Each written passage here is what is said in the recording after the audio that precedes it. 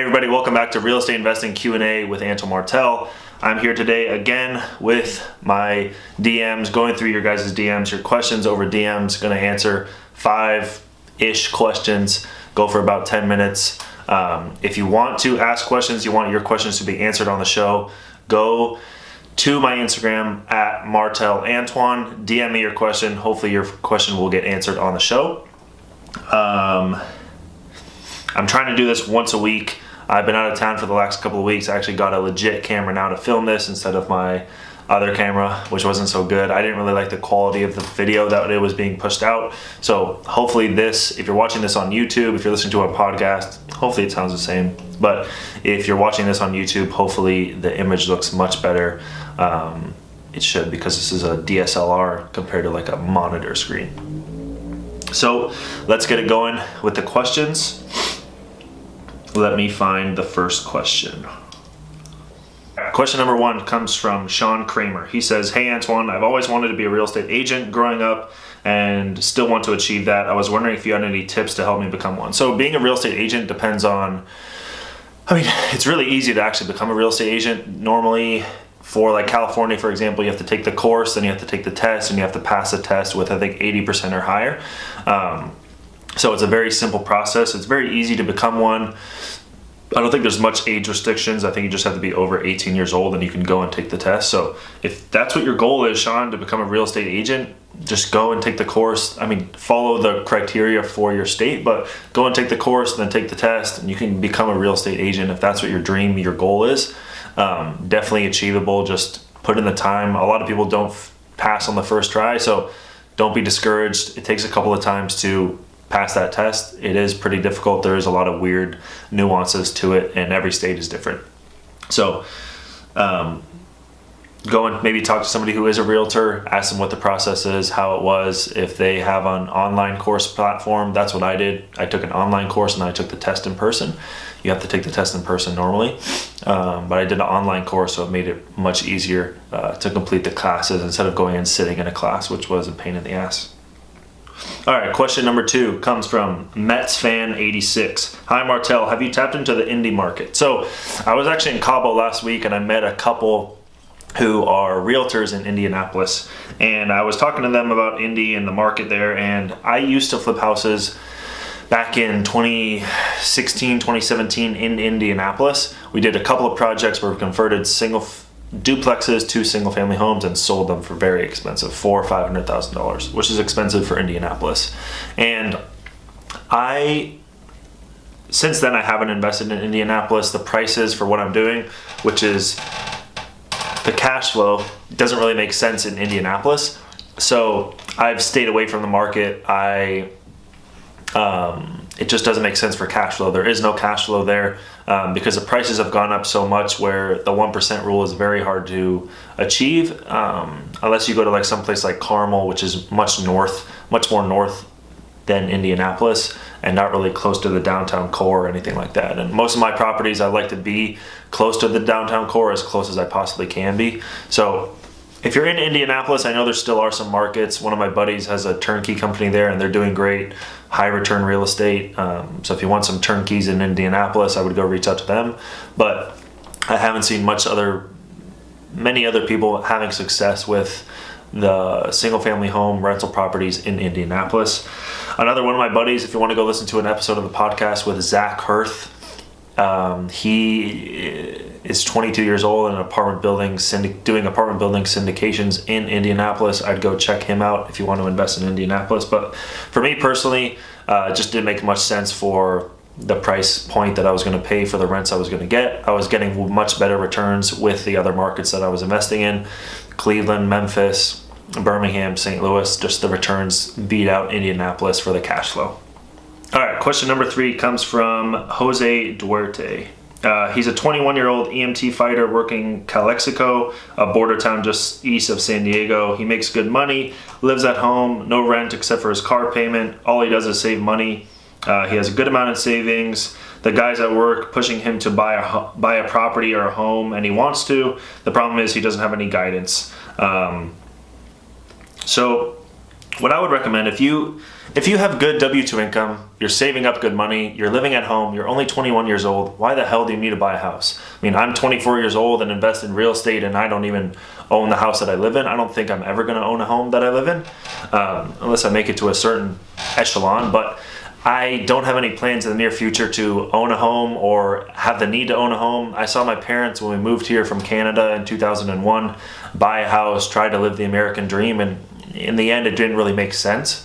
They bought the house for $700,000 and sold it last year for much higher, and they made good money. But when you look at the return on an annual basis, it was like 6 or 5%.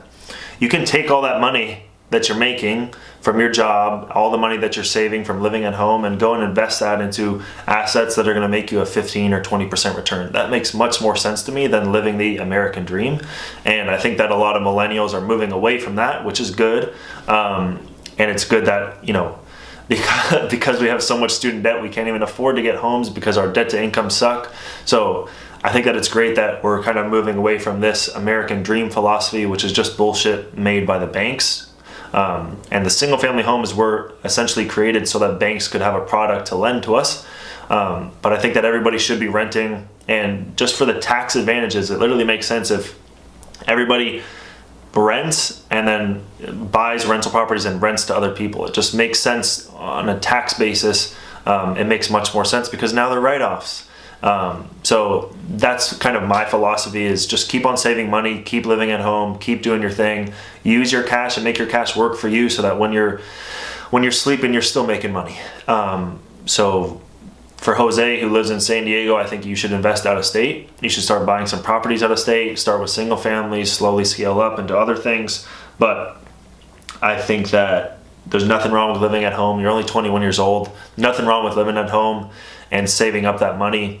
Invest that money and start building in that passive income. And slowly over time, you can move away from your full-time job and you'll have that passive income just paying you over and over and over again. All right, this question number 4 comes from Jizzo. He asks, I have one question about your out-of-state investing, is whether or not you actually visit every property you rehab. Hope to hear from you. Hell no. I have around 50 projects going on right now. It would be literally impossible. Planes don't travel that fast enough for me to get to every single project.